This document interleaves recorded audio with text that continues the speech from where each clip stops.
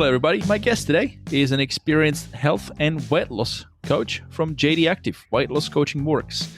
She works directly with clients and draw on her experience across the areas of fitness, personal development, nutrition, and overall health.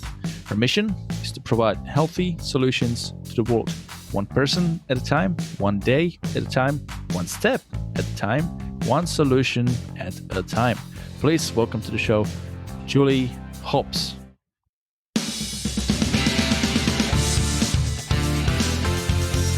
Thanks, Pete. Glad to be here. Thanks, Julie. Thank you for being here today. You're a weight loss coach. Yep. So what inspired you to become a weight loss coach? What was that journey towards becoming one? I'm one of those people who, through job situations, I sort of get a bit bored. So I kept moving every 2 years. But I always had an interest in fitness. I was always keeping myself relatively fit, I suppose. Mm. But that's not why I got into it. But I just came across a lady who was running a course with a group of ladies, and I was at the stage where I didn't know where I wanted to do or whatever. So for about 6 weeks, we used to meet once a week and go through a process. And sometimes, you know how you hear about something where you keep walking over the doormat but you don't see it? I haven't heard this analogy, but I get the point. No. Okay, yeah. A lot of times you walk over the doormat, but you don't notice what's actually on the doormat. And then, and what happened is that she sort of opened my eyes up to looking at getting into the fitness side. So that's what I started to do, and I was probably in my early 40s. So as I say to people, it's never too late to start something. Yep. Actually, or late 30s, I think it was. Mm-hmm. And so that's where I sort of ended up doing personal training one-on-one. But I just sort of, I don't know. I mean, I love the personal training, but I just felt that there was just something missing. It's a very technical role, isn't it? You learn all the exercises, you become passionate about the training side of it, and you become really, really a technically skilled person. And that's your environment, and people come in and see you for an hour and you go through the exercise with them and coach them on the phone. But absolutely, I can relate. I mean, I've been a personal trainer for about 8 years. So yeah, I think what you're about to say, I think I know what you're about to say, but go ahead. So I just felt that there was something missing. And so when I was always doing courses, as you know, you've got to keep up your points for 2 years. I'd always go on the nutrition side. But then I came across a gentleman by the name of Ben Physick. And I'd always struggled. Ben Physick, yes. Mm-hmm. He's the founder of Weight Loss Coaching Works. Yep. And he was talking about this lifestyle program, and it got my interest because I thought, well, he's talking about 2 pieces of fruit a day. And he was talking about, you know, having your carbs and you know, having your bit of protein. And I thought, that seems pretty simple. So I got in touch with him, and that's where my journey started. But of course, I'm one of these people who walks the talk. So my first person who did the program was my partner, David, because I wanted to see if it did actually work before I got into it. So, yeah. So he was the lab rat to put him through the program and see if it works, okay? Exactly.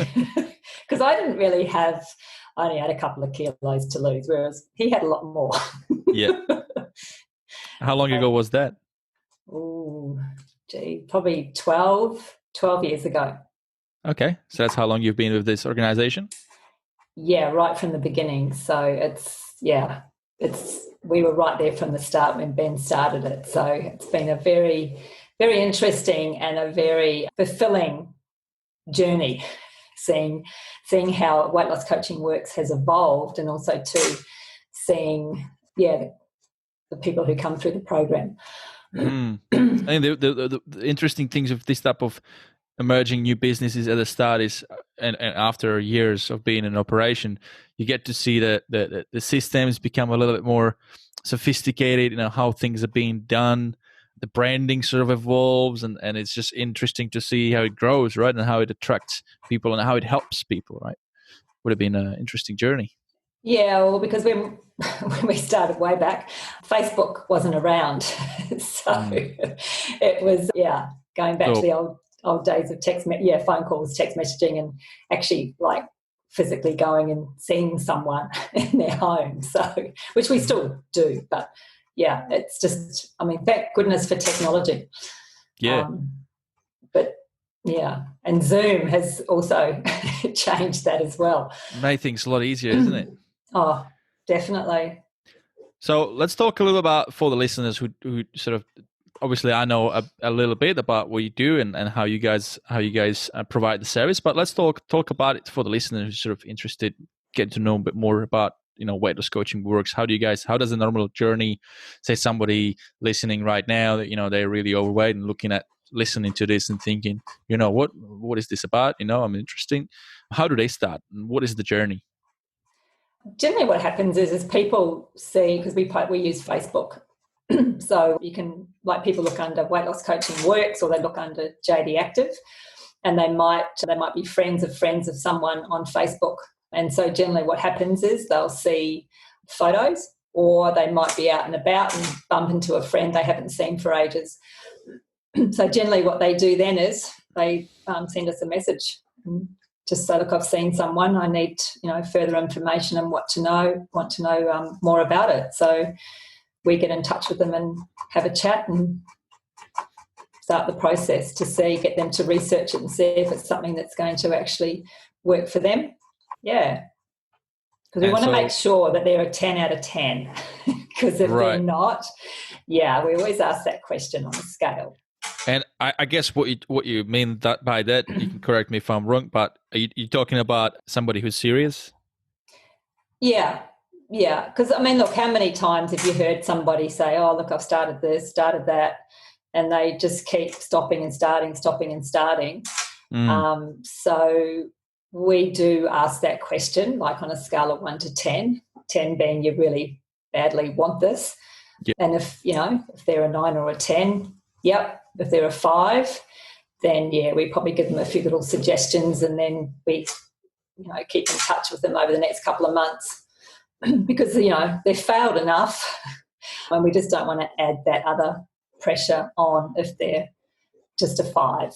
Plus, your business is called, you've got the word coaching in it, which means, you're about to, coaching means, you show somebody the way. You're not going to, you're not called, hey, I hold you by a hand and I'll walk you through it. And, it's not how it works, right? So setting accountability and seriousness needs to be there from their side in order for it to work. Yeah. So let's say we've got a 10 out of 10 person there. What happens then? We have a group of people and we get together and do a Zoom so that they can find out more about it. It's more the stories. Like, I'm not one of these people. I'm not the magic, and we're very big about that. I mean, I could talk for 2 hours on what people should do, but it's the stories from people. So what we do is we get people to listen to other people's stories, and we find that they generally relate to one of those stories, and then they start to get the belief that, this could possibly work for them. And we're there then to, because we know if they're a 9 or a 10, then we know they can do it. Yeah, but they just need that support and encouragement. So then they basically come on board, and we're in touch with them every day. So, and the big one is the encouragers. We have a great community, and because other people are on the journey, so they have a great support. So people can support them and know exactly what they're going through, because of course you're not going to lose weight every day, and that's the most challenging one, when those scales are not being very nice to you, which happens all the time. So. So there's a community there supporting them. Sounds like the whole thing from the get-go, from how they find about you, is all driven by social proof. So once they get in the program, there's additional social proof by listening to the stories of other people that have done it and have achieved results, and then the ongoing being part of the community, right? And I believe from my memory, what you said before when we spoke before this show, you said you guys it's very much personal, right? Do you go like other people's houses where they like get together and people get to share? Is that how you guys do it as well? I mean, obviously now, like you mentioned, Zoom, but not under normal circumstances. Yeah, we did that in the past. Had a couple of people over, and because it's more personal. Then they get to meet you face to face, and then they sort of feel comfortable and, get to be able to talk to other people who are on the program, so they can actually see for themselves. But as I said, it's a great community, the healthy community. Everybody is there just to encourage. And also the biggest one, I think we find, and we hear that, one is the daily accountability from people, but the other one is the audios. Because as we know, anybody can lose weight. I mean, it's not that hard, but unless you change what's happening up in your brain, everybody just goes back to their bad habits.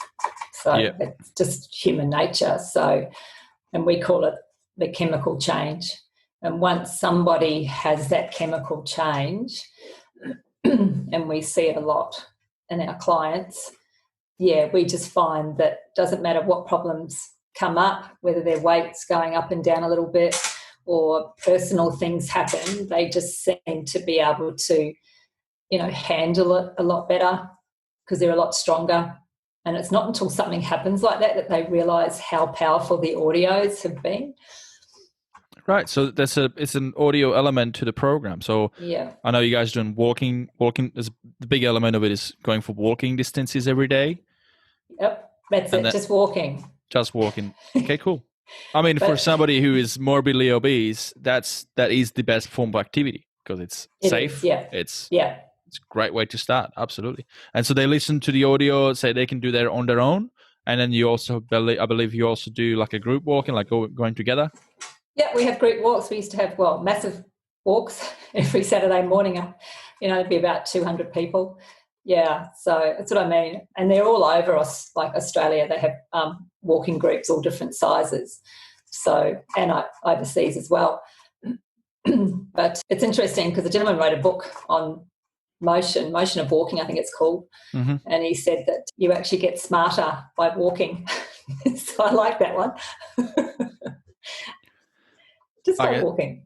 Yeah, I mean, I guess when you walk, I mean, you can focus on stuff. You don't have to really think when you walk, right? I mean, but you don't have to think like left leg's going to go forward and then my right leg's going to go forward. You just walk.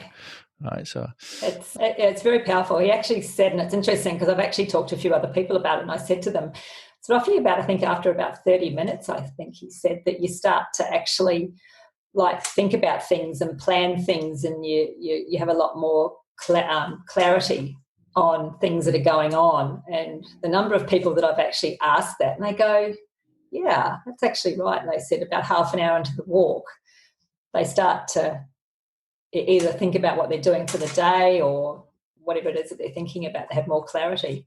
So. It makes perfect sense because when you think about it, there's no distraction. You're just outside. No. There's no computer screen in front of you. You're just walking. And so absolutely, there's nothing else to distract you. So you just got the only thing you can do is just having reflection time or think or future plan. But there's no things that popping up left and right on your screen. So yeah, it makes perfect sense. I mean, for me, I can definitely relate. I mean, even today, wasn't walking, was doing a workout, just body weight, interval training session, but it was 45 minutes. And after about first 20 minutes, when you get through the rough patch, the intensity, burning muscles and everything. Once you get through that, I sort of get in the zone and I just continue my workout but thinking about, a particular thing that I need to do later and with good clarity and good focus. So absolutely. And over, the whole overarching thing, with what you guys do, it's trying to change the 1% at a time. And we're really talking here about obesity. I mean, that is a problem, right? How bad is it? How bad is the obesity problem right now? It is really bad. I mean, all you have to do is just Google. From what I've seen, I think we're ahead of America now, or we're just catching up. So but the frightening one is the kids. I think, like if you go into schools these days, I think most of the kids in the class would be probably overweight. I can remember when I was at school, and there'd be probably 1 or 2 kids overweight, and all the rest would be, normal. But I think these days there'd be a high percentage who are overweight, and there'd be a very small percentage who are actually at their correct weight for their age. So it doesn't seem like it's getting any better. Feels like it's just going to get worse. well, there's so much stuff out there. I mean, no wonder people are confused. They keep telling, they come out and say, try this, try that, but I don't know. I don't know what's going on, because over the last 30 years we're getting fatter, and there's type 2 diabetes is just exploding. And there it is. So, look, Department of Health.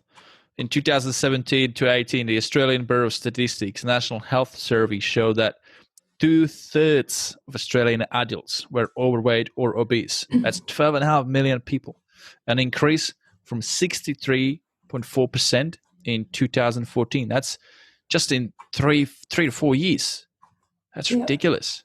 And I mean, yeah, that's so bad. I mean, I know when I was a kid, when I was in my teens, I was like, 14, 15.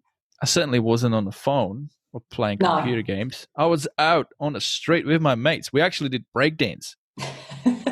And not just like for an hour. We literally like every single day we met and we practiced, breakdance literally. And we didn't have any coaches. We just beat our bodies around, try and do some, spinning on our head or doing these different tricks and, these dance moves and trying to connect it into some cool, breakdance routine.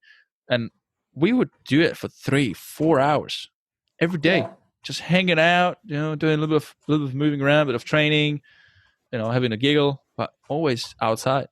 You don't see that anymore. No, not in such a great scale.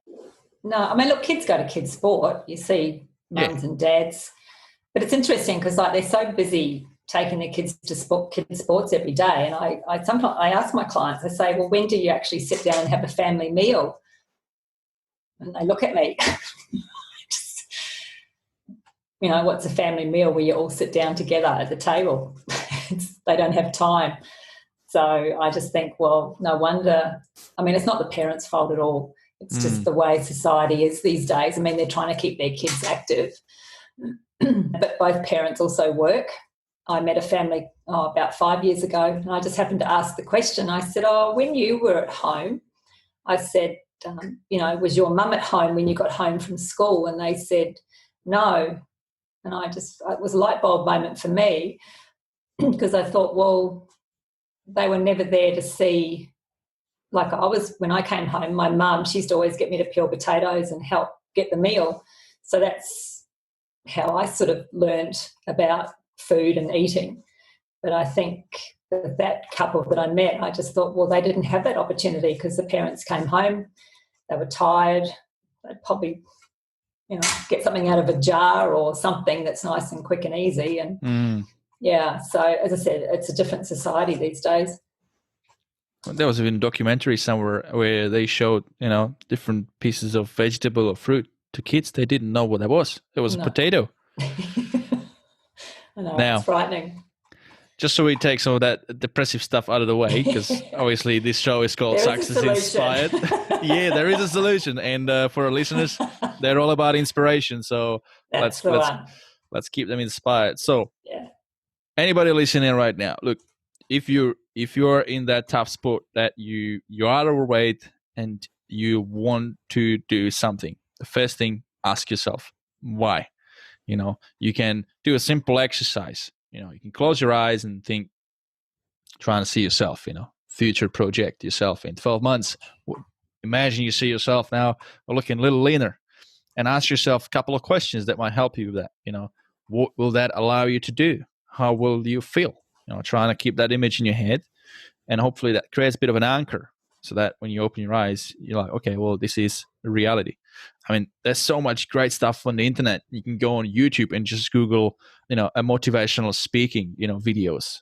Because I mean, when you create a vision, when you dream something, and you truly put your focus and energy towards that positive outcome, then your brain will automatically, naturally start, lining up towards that. I mean, it's the power of will, right?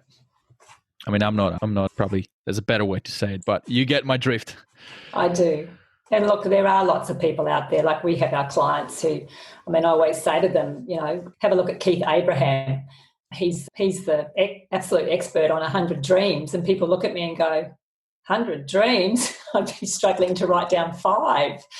So I said, well, go and have a look. I said, he's fantastic, and he's also fantastic at goal setting. I mean, there's all sorts of, you know, people out there that you can, as you say, that you can listen to. So let's talk about goal setting for a little bit that you brought it up. What do you see as the number one problem people do, or the number one thing people do wrong when they try to set their goals? Well, interesting, that one. I was talking to a lady many, many years ago, and she was always trying to lose weight. And I asked her the question. I said, well, what's your goal date? And she went, goal date? She said, I don't have a goal date. And I said, well, it would really help if you actually did. I said, because it'd be like kicking a soccer ball around and you don't have any goalposts. You're just going to go nowhere. And she went, that's a good point. I think that's probably one of the things that people don't have a goal date, or they don't have something that they're, like we always say to people, you know, have you got something special coming up? Or, I mean, it's a bit challenging now, but you can travel regional or maybe Queensland later on.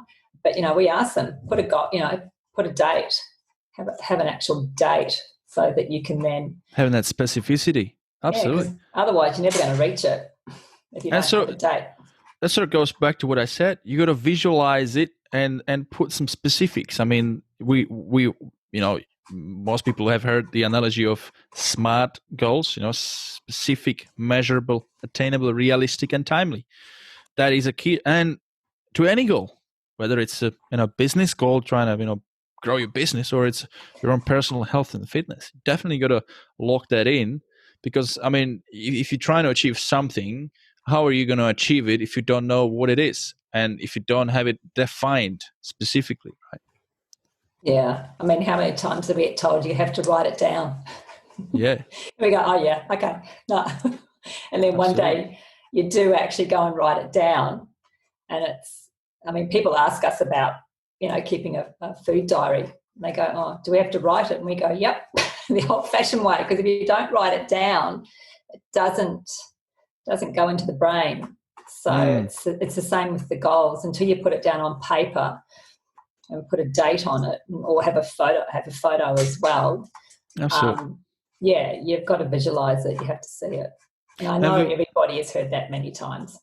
Yeah, but I mean, it's true. And it's what we're talking about here is trying to change the course, the direction that you're going. We're talking about habits, and if you talk about nutrition, if you're eating poorly and if you're trying to change that course, how are you going to do it? You first need to realize what you're doing wrong. And a lot of times people don't realize what they're doing wrong. So writing it down, making a journal of a full day over a course of maybe a 1 week, where you get that, where you get it all written down, then look at it, give it to a professional. We can give you some tips and then implement. Yeah. It's always, people say to me, I don't need to write my journal. And I go, well, just do it for a week, because I guarantee whatever you're thinking up in your mind is different to what you're going to write down.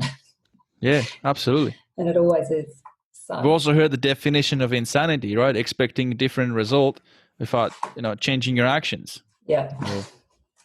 Now, one other thing I would like to add with the goal setting is, so yes, absolutely, set your goal that is sort of specific, timely, attainable, and that sometimes you may not know, how to define that. Well, again, you can always talk to somebody. We're talking about if it's specific to losing a certain amount of weight. There's a number that you can calculate based on what's a safe, healthy weight loss, right?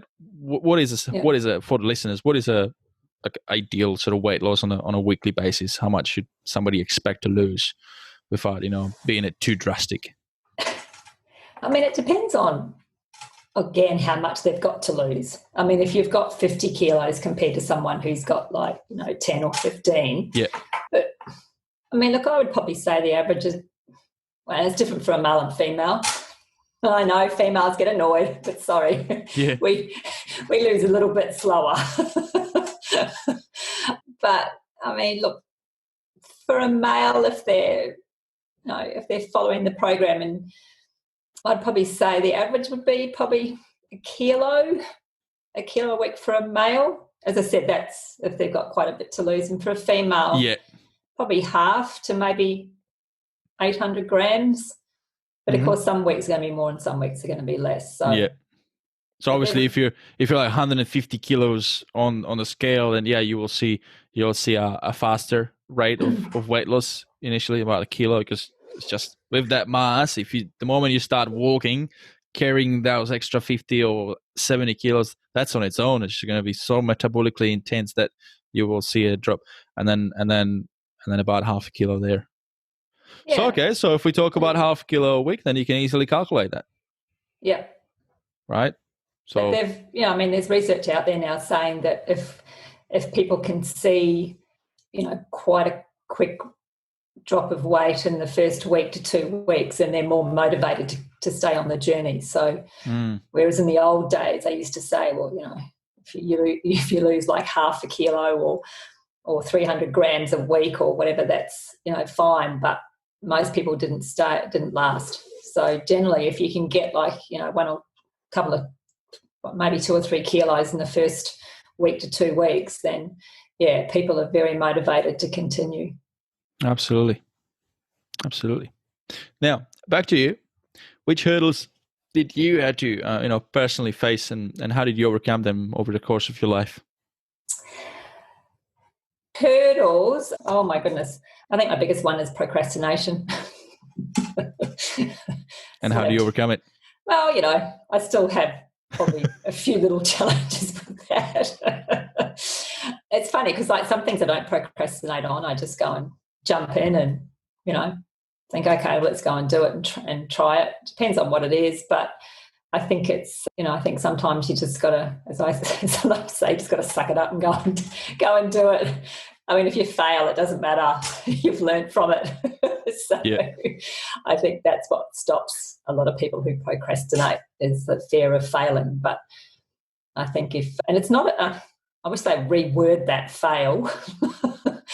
But I mean, you look at how many entrepreneurs out there who are very famous and how many times they've failed, but you come out learning so much and also so much stronger. So absolutely.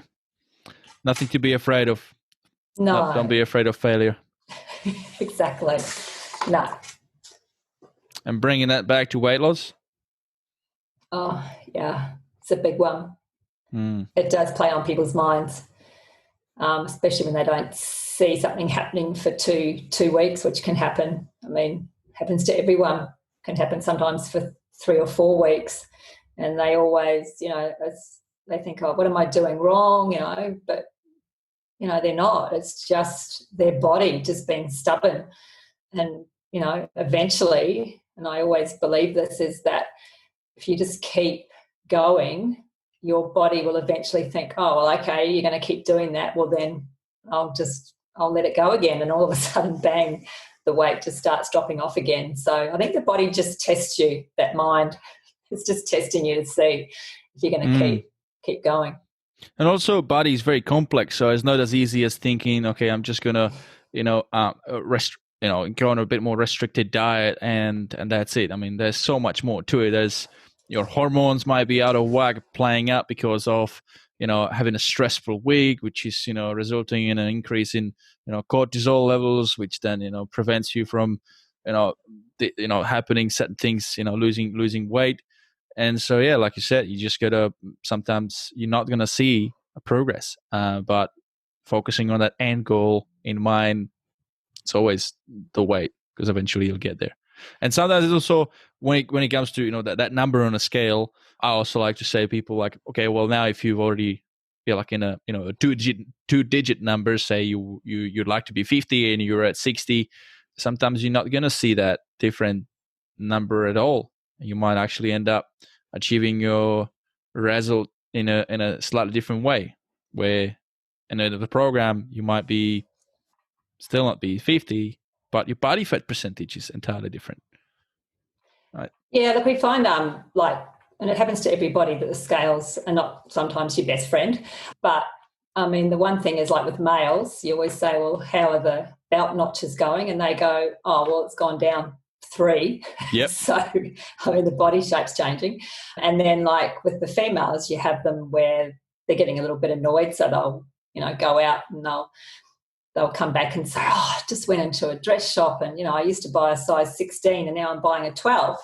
So you just go, there you go. You see, scales don't always show what's happening in the body. Absolutely. And that's a very important message, because again, that can really turn somebody off and demotivate them altogether, being too focused on just that number on the scale.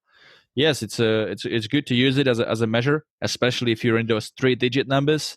But yeah, like maybe reflect on other areas of your well-being. You can reflect on your mood for the most of the day. You can reflect every day. How did you feel for the most of the day? You can reflect on, you can track track on little things you've done for the day. Like, have you drink this amount of water?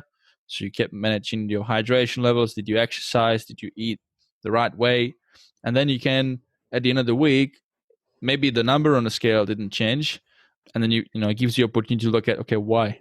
And you can see, okay, well, I've actually felt quite shit 3 days out of my 7 days. And you can think, okay, why is it? Why did I felt, not like motivated? Why did I feel demotivated? Why did I felt lethargic or non-energetic? And then you might actually realize, oh, hang on a minute. On all those days, I've had, people bossing me around at work, or I've had poor food choices. And then you correct the path. Everything's connected. Yeah. Oh, definitely. And I think through what's been happening over the last couple of months, I think a lot of people have learnt, because you're learning more about your body, how it reacts to things.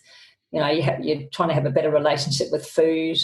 And I think, as you were saying about, like, we do that journal, and I think some people think that just because they've had one day where they've been doing it right, but the previous day they weren't, I always use that, like, you're either in debit or credit. So if you haven't been doing it right, you're still in debit. And then if you think that one day of doing it right is going to fix it, no, you just got to keep doing that. So but the biggest one has been, I would say, stress. And that's been probably one of the biggest things that we have noticed over the last couple of months with people and their weight loss, because of, what's been happening. And it definitely plays a huge factor. Especially since, like you said, we know what works. We know that having that social support system, being part of a network of people, it works. I mean, we as people, we are a herd species. So when we are surrounded by like-minded people going through the same journey, it's motivating. It feels supported. It feels like you're part of a same team, and you're all working towards a similar outcome. So I can definitely relate. I mean, now, like you said, everybody's locked down, everybody's at home. We've got all the social distancing, and if you are in that tough spot, you're overweight, and it's so much more easier and accessible to just put on Netflix and have a pizza. Yeah, because people said, oh, the fridge keeps calling me. So I'm going, what? That's a good one. It is, isn't it? Yeah. The fridge has been talking to them. So, any good strategies? As you said, the community. I mean, we always say to people, keep around the people who keep you positive and motivated. If you find that you're, being around people who are a little bit negative, I don't like using that word, then, find people who inspire you, who will actually empower you. That's what we're very big about, because most people who are going through a weight loss journey have lost their hope and confidence, and we're very passionate about empowering people. So that's what I say to people. I said, look for communities where you're going to get that support. Absolutely. But sometimes it can be a bit challenging at home. Yeah. Now that's the biggest takeaway. I mean, for anyone listening, you guys, you are the average of the 5 people that you most hang out with. So definitely find people who are going through a similar journey. And luckily now, it's not a problem to find those people. And don't be afraid to connect with strangers. I mean, internet gives you access to anybody, and it's so easy. You can go on Facebook, you can look up groups.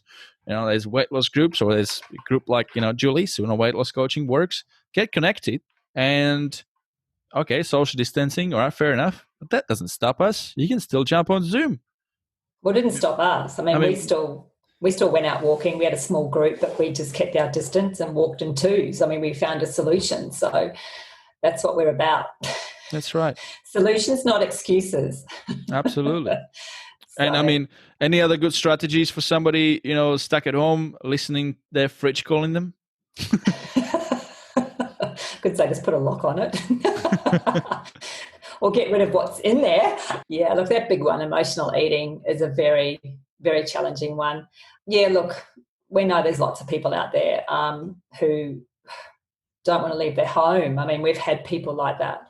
But eventually there's someone out there who is, who will reach out, who will help you.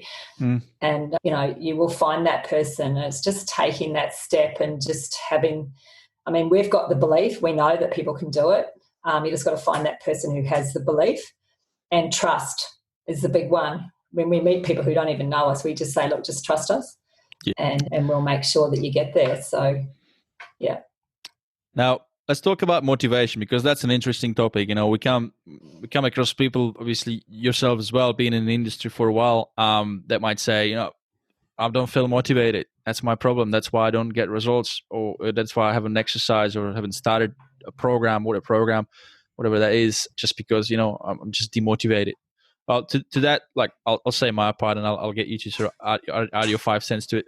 But from me personally, what I'd like to say about motivation is, motivation initially is just a spark of interest. It's something that you see could happen, positively change your life.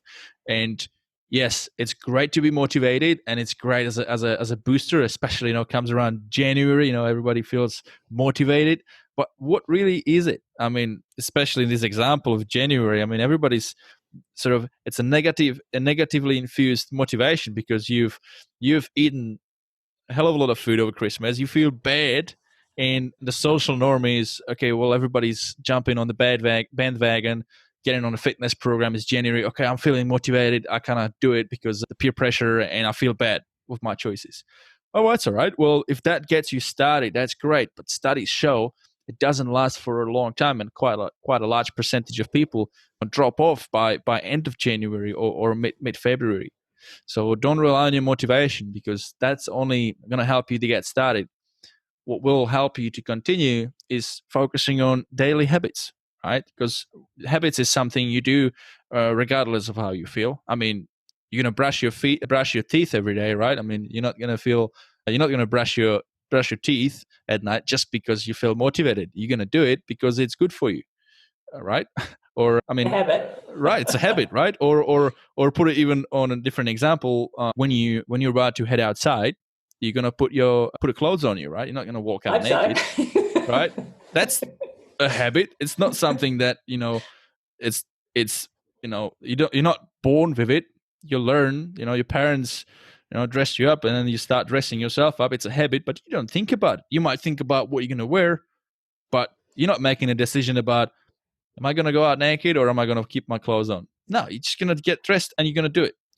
And how come? Well, it's simple. You've done it over thousands of times in your life, and it's basically those neural connections, in your brain. It's just strong, so you don't even have to think about it. So when you get on a program, focus on implementing habits that are easy to start with, and focus on repetition. Don't worry about the emotion associated to it. Just focus on repetition, and know that when you stick to the repetition, results will come. And the emotion, whether sometimes up and down, obviously that's still something that you want to look at as well, and reflect on that, and why is that, like what we said before. But sticking to a program based on emotions and doing repetitive tasks is a way to do it. And obviously not doing too many things at once, right? Don't try to reinvent the wheel in one day, right? I mean, there's so much. We're talking about nutrition. We're talking about adding maybe more protein to diet, adding more vegetables, more fibrous food, eating less processed stuff, exercising, focusing on your breathing, hydration, avoiding too much coffee. I mean, the list goes on. Don't try to implement it all in one day or 1 week. I mean, that's ridiculous. It's not something that you can maintain over a long time. But if you do it progressively, then it's most likely that you will keep those new healthy habits, right? Yeah, it's that daily routine. I think one of the challenges is I think that people, they want it now. I mean, everybody wants everything now in society. Big problem. Yeah, and I remember years ago I used to ask the question, well, how long did it take you to put the weight on? And they go, oh, 2 years. So I'd go, well, how long do you think it's going to take off? And they go, they're thinking, oh, hopefully not 2 years. But yeah, those daily habits. And how many times, as you say, if you're trying to do everything at once, it's too much. You just got to keep it very simple. And there's and I like the quote about that, just work on 1%. Even if it's not a day, even if it's just for that week. So if you see something through the week and you sort of think, well, how do I score myself? If you're going to be, like we have our clients, we like them to walk before breakfast. And, of course, now we're coming into winter and it's like 4 degrees and they have to get their walk in before breakfast. They go, I mean, I must say, I do go, but I'm rugged up. But, yeah, but I love it once I get out there. But if you give yourself a score at 1 out of 10 and you think, oh, I'm probably a 4, well, then just the 1%, how do I get from a 4 to a 5 in the next week? So, just a little bit extra. Yeah, because they say the daily habits, the habits can take 63 days. I think some people think it's a lot shorter, but it's not. Yep. No, it takes a while. And so that's why, you need to start with a little bit. Don't try and take a big bite because you won't be able to chew it. No, and you get stressed. You don't cope. Yeah, you put too much high expectation. And sometimes you do really well in the first week because you are so motivated. But the next week, you're not as motivated. You don't achieve it. That's even further demotivates you. So what I like to say with habits, my favorite analogy is it's like a highway. Imagine that you're on a highway and there's a dense traffic and you're a part of that traffic. And now you want to do a detour of that highway, but there's no road. Imagine on the either side of the highway there's a jungle, right? And say, okay, well, I actually want to go there because that's my shortcut. Well, what do you need to do the first time? You have to drive off the highway and you're going to run into the bush. Well, you're not going to get far, but you'll get a little bit. Next time you're going to go there, it's going to be a little bit easier because you've already driven there once. And as you continue on, you start making that new path. You have to put work. You have to chop some trees to make that path. But as you go and repetitively do it every day, then that path becomes clearer and easy to drive through. And essentially, after some time, you might even realize that behind you, the bush starts growing up again. And now it's just a way forward. And I think I'm not a neuroscientist or anything, but I'm pretty sure that's how the brain works as well. We've got certain habits. We replace them with different habits. We do those new habits regularly, and we don't do the old ones anymore. Well, what happens then? Well, those neural pathways strengthen. They get replaced with the old ones. They strengthen, so new connections, and the old one essentially stops existing. So then it becomes a strong habit, and who cares about motivation? The habit will keep you going. Yeah, there's lots of research on that. It is. It's fascinating. Yeah, it is. I think also too, when you're on a journey of weight loss, I truly believe you can't do it on your own. I mean, that's why we have people come to us. They go, there's a few. It's like 1% maybe can do it, but yeah. Yeah, no. Most people need someone. You need a buddy, whether it's one person or you're in a group or something, but you definitely need somebody that you're accountable to. Because I know, like, when you're getting up in the morning to go for a walk and it's cold, and if you know that there's somebody waiting for you, you ain't going to get back into bed. So, and also too, you got to reward yourself. So, when you reach certain goals or you achieve something, like, you got out of bed, for a month in the morning, or, give yourself a pat in the back and reward yourself some way. Not with food, though. No. Not with a piece of cake. Buy something that is an investment towards a future bettering. Could be buy yourself a Fitbit watch, fitness tracker, or and go in a fitness shop and buy yourself a new workout T-shirt or something. Yeah, or put it on Facebook. I don't know, put it on Facebook. You wouldn't believe the number of people who say, like, if you put that on Facebook, you'd have all these people going, oh, that's absolutely fantastic. You've done that for a whole month every morning. Well done. Absolutely. Yeah, a bit of a social pressure helps sometimes. Some people like that. Yeah. So what is the hardest thing that you've had to overcome in your business so far?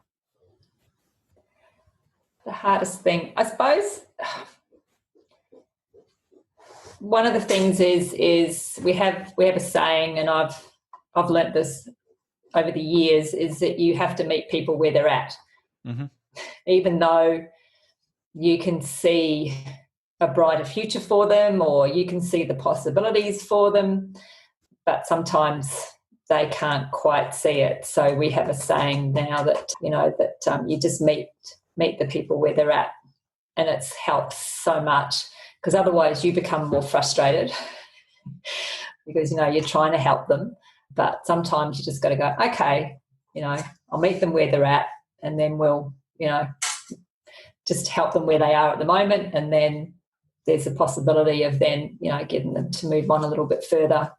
We would like it to be meeting halfway on the bridge, right? But sometimes you need a bit more empathy for the person. Exactly. Listen to their story, listen to their problems, acknowledge their problems, know that you understand where they're coming from. And yeah, I mean, there's a big power in there, the power of listening. I could definitely say from my experience as a PT, when I was doing consultations, I was terrible at first, because I was like, people would tell me what they want, and I was like, okay, well, we're gonna do this, but I wasn't actively listening. I wasn't as good at prescribing the solution. But I've picked myself up on, well, not myself. I've done some courses and spoken to some mentors, and then I started to focus. They told me, you really got to focus. Don't talk too much. Just be a good listener. When people come to you, if they dedicate their time to sit down with you for a consultation, respect it, ask the right questions, but let them talk. And since I've done that, I was able to create much better rapport, much quicker, within 10 minutes. Maybe the consultation might have been 30 minutes, but within 10 minutes, I was able to, have a bit of a synergy. And by asking the right questions and getting them to talk about themselves, their struggles, their problems, and just listening, focusing what they say, and then repeating back to what I've heard to make them confident that I was listening, it built trust. So not only rapport, but also build trust, and then providing a solution which was specific to their needs. Like you said, meeting them where they're at. I was able to sign them up as a client, put their credit card details down on the paper, and we started a program. So the sale was closed, and we started a program. And to me, I always felt like super excited, not just because, I just made a sale, but I felt excited because I felt like I've just moved somebody one step closer towards them improving themselves. That's the hardest thing at the beginning. You gotta sell them onto something in a way that they believe in it and they fully invest in it, not just financially, but with their mind. They're fully invested in the program and go for it. So that was definitely an eye opener for me, and it's something that works in any situation. Sometimes we just got to talk less and listen more. Yes, how many times do we hear that? Everybody, it's interesting, like when you go out sometimes, and like I can be out with a group of people and I'm always asking open-ended questions and asking about them, and then I'll meet up with my partner later and he'll say, we'll have a bit of a chat, and he'll say to me, do they know anything about you? Nope. So, but that's just something I have learned, as you say. You've got, what do they say to your ears on each side? Yeah. And just listen, keep your mouth shut. Because, what's the one you're either interested or interesting. Yes. And in the fitness industry is actually interesting because there's so much ego. So much ego. Personal trainers. I mean, you got 18-year-old, 20-year-olds, qualifying themselves with, certificate 4 with personal training qualification. And they and then they start. And I think there's just too many people starting their journey for the wrong reason. I think there's too many teenagers that been, working out in the gym and looking buff and feeling good and confident about themselves, and then they want to become a personal trainer, but not often for the right reason. Sometimes experience people starting their personal training career because they just want people like to know that they're also now a personal trainer and just to boost their ego. But that's wrong. And those type of people, they don't last very, very long in the industry.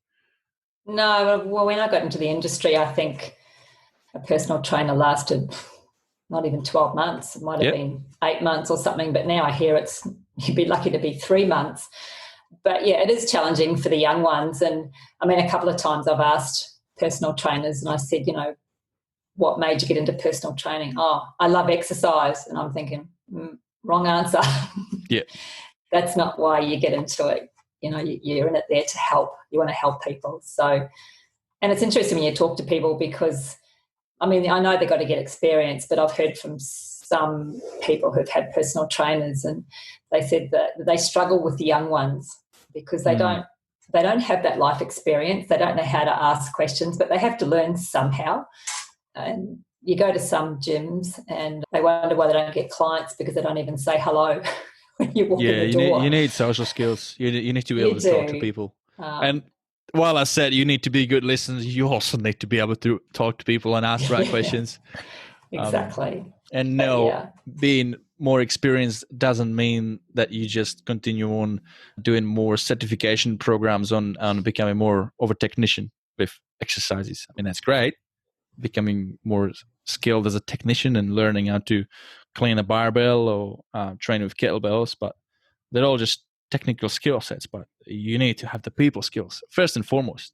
I actually know personal trainers who are really good. Yeah, I think it was one thing I learned when I was coming through as a personal trainer is that just because you're getting bored with the exercises that you're doing with your client doesn't mean that the client's bored with them. And I see that a lot when I'm out and about. I see personal trainers doing things with people and I'm thinking, okay, I think that personal trainer's was obviously getting bored with just the basic functional exercises. Maybe trying to get too creative. Yeah, getting too creative. Whereas, as you say, if you just stick to the basic functional ones you have that personality and you listen, you'll be a great personal trainer. I mean, there's time and place, right? There's time and place. Yeah. If you got an athlete, you're training somebody for sport-specific conditioning. Absolutely, you need to have progressions. You need to periodize the program, and it needs to be, you need to be a bit more sophisticated programming and quite a larger vocabulary of exercise that you're going to utilize in your program. But for a general person, don't worry about it. Don't worry about it for at least first couple of months. You train them and just focus on those, communication, relationship with that person. Yeah, I mean, one of the things I've said to a couple of people over the years is, and I've always, when I was personal training, I had a personal trainer. And I say to people, when you're going to see someone, ask them, do they have a personal trainer? Good question. Yeah, it was just something that I got taught when I was going through my training. And people always, I'm very passionate about, like, you walk the talk. So, we follow our program. It's part of my lifestyle. I've done it for many, many years. I get out and I do walking, but I love it. And it's like, going to see a financial planner or whoever, always ask that question, because I've heard just every now and again I hear someone say that they had such a hard session that, they struggled to go. How many times do you hear this? When they go to sit on the toilet for like 3 days, and I'm going, what? And I think no wonder people don't go back to a personal trainer. Oh, okay, yeah. I was wondering what was it. I thought that was what was it. I think, oh my goodness, has somebody done that to them? I bet you they haven't. They don't know what it's like. So, you don't mind having sore legs for a day, but yeah. No. That's a bit overkill for someone who's a novice, at exercise. I don't think that's been very nice to them. Yeah. No, I've done that mistake. I when I was starting out, I thought, well, the harder I'm going to push them, more adaptation will happen and faster they'll get results. And Yeah, we've all done I think I've made 3 people throw up in my career. Oh, really? That's not Literally too bad. There you go. running away, throwing up, literally just push No. them too hard. Yeah. And some people like that, but no, I don't. Yeah, no, that's again, I mean, maybe if it's like an elite athlete and they're just trying to get that peak. But again, I mean, no, you Or their shouldn't. personality type. That's when you get to a point where you're throwing up. There's no benefit to it. No. All the acids going through. What's the point? No, some people, as I said, some personalities like that. They feel as though they've trained. So yeah, no, and yeah, you're right. Well, that was the other thing. Well, I thought it wasn't just me, right? It wasn't just me when I started like, oh, I need to push. It was the environment. It was the message was like that from the gym where I was at anyway. I think they also need to learn people's personalities. Like, whether there's all different personality quizzes out there. Yeah. And I think once you know the personality type, because we do that with our clients, we get them to do a personality quiz. Excellent. Bit of disc profiling, is it? Yeah, similar. Yeah. Yep. Yeah, but it just helps so much because then we know what personality they are, and there's personality where they just like it brief and short in responses. Other people, need a bit more technical information, and other people like to have fun, so they like the emojis. Yeah.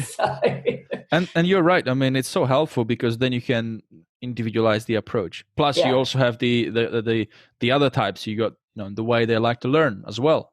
Yeah. It's kinesthetic, visual, auditory.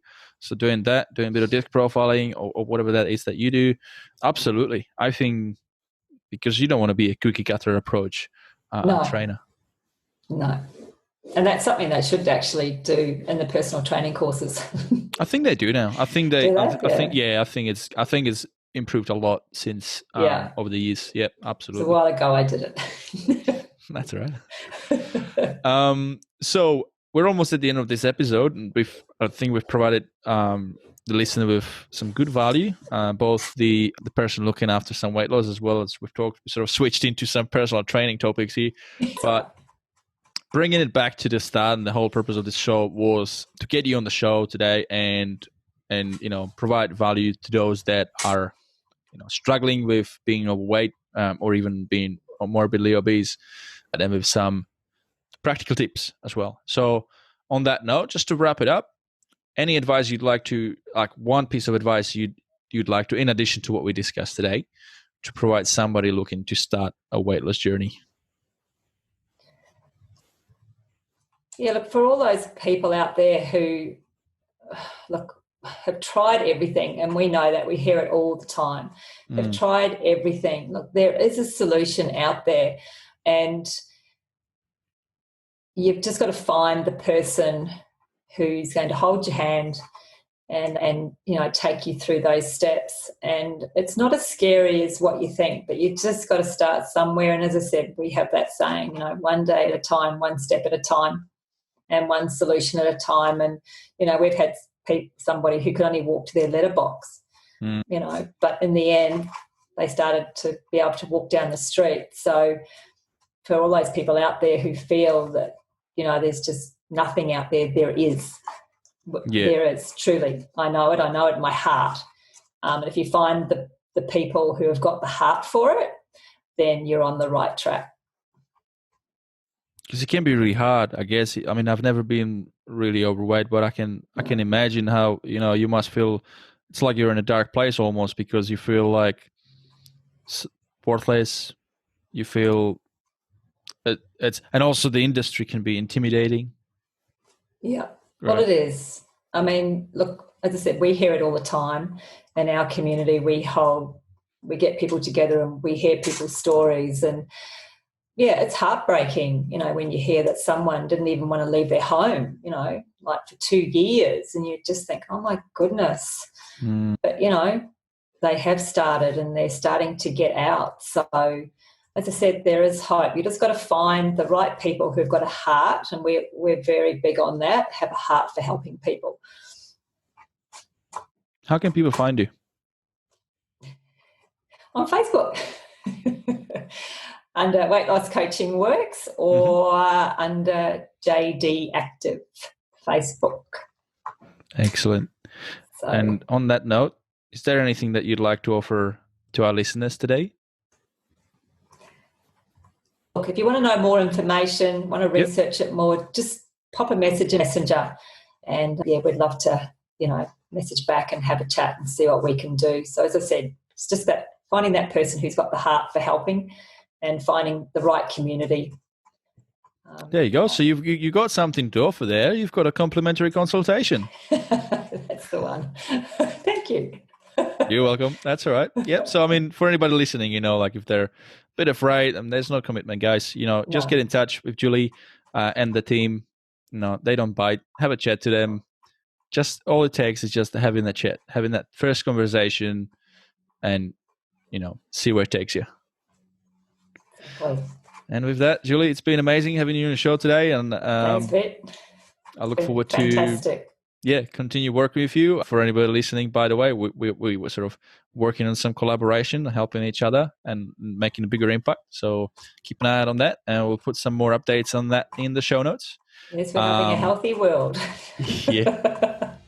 Excellent. All right, Julie. Well, you enjoy the rest of this long weekend, and I look forward to... I will. Same to you. You've had 2 long weekends, lucky you. Oh, no. I've been working hard. I've been working, because we've reopened the gym now, so we've been under the pump, but... Which is good. It's good. Back to the new norm. Yes. But thank you very much. Thanks.